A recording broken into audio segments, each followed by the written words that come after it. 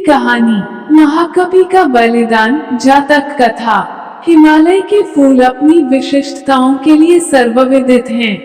दुर्भाग्यवश उनकी अनेक प्रजातियां विलुप्त होती जा रही हैं।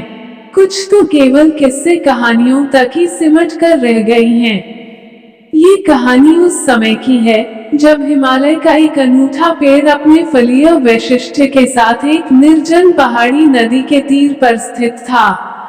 उसके फूल थाईलैंड के कुरियन से भी बड़े, चेरी से भी अधिक रसीले और आम से भी अधिक मीठे होते थे। उनकी आकृति और सुगंध भी मन को मोह लेने वाली थी। उस पेड़ पर वानरों का एक झुंड रहता था जो बड़ी ही स्वच्छंदता के साथ उन फूलों का रसास्वादन व उपभोग करता था। उन वानरों का एक राजा भी था जो अन्य बंदरों की तुलना कई गुना ज्यादा बड़ा, बलवान, गुणवान, प्रज्ञावान और शीलवान था, इसलिए वह महाकवि के नाम से जाना जाता था। अपनी दूरदृष्टि उसने समस्त वानरों को सचेत कर रखा था कि उस वृक्ष का कोई भी फल उन टहनियों पर न छोड़ा जाए जिनके नीचे नदी बहती हो। उसके अनुगामी वानरों ने भी उसकी बातों को पूरा महत्व दिया, क्योंकि अगर कोई फल नदी में गिरकर और बहकर मनुष्य को प्राप्त होता तो उसका परिणाम वानरों के लिए अत्यंत भयंकर होता। एक दिन दुर्भाग्यवश उस पेड़ का एक फल पत्तों के बीचों बीच पककर टहनी से टूट बहती हुई उस नदी की धारा में प्रवाहित हो गया। उन्हीं दिनों उस देश का राजा अपनी औरतों, दास दासियों तथा के साथ उसी नदी की तीर पर विहार कर रहा था।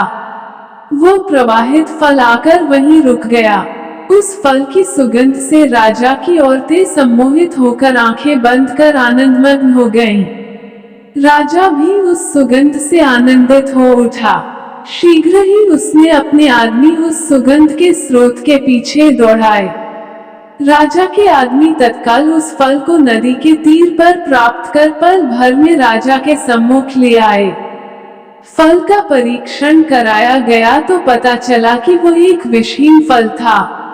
राजा ने जब उस फल का रसास्वादन किया तो उसके हृदय में वैसे फलों तथा उसके वृक्ष को प्राप्त करने की तीव्र लालसा जगी।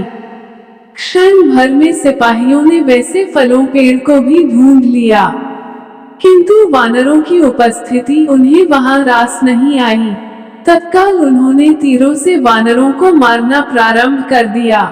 वीरवान महाकवि ने तब अपने साथियों को बचाने के लिए कूदते हुए उस पेड़ के निकट की एक पहाड़ी पर स्थित एक बेत की लकड़ी को अपने पैरों से फंसाकर फिर से उसी पेड़ की टहनी को अपने दोनों हाथों से पकड़कर लेट अपने साथियों के लिए एक पुल का निर्माण कर लिया।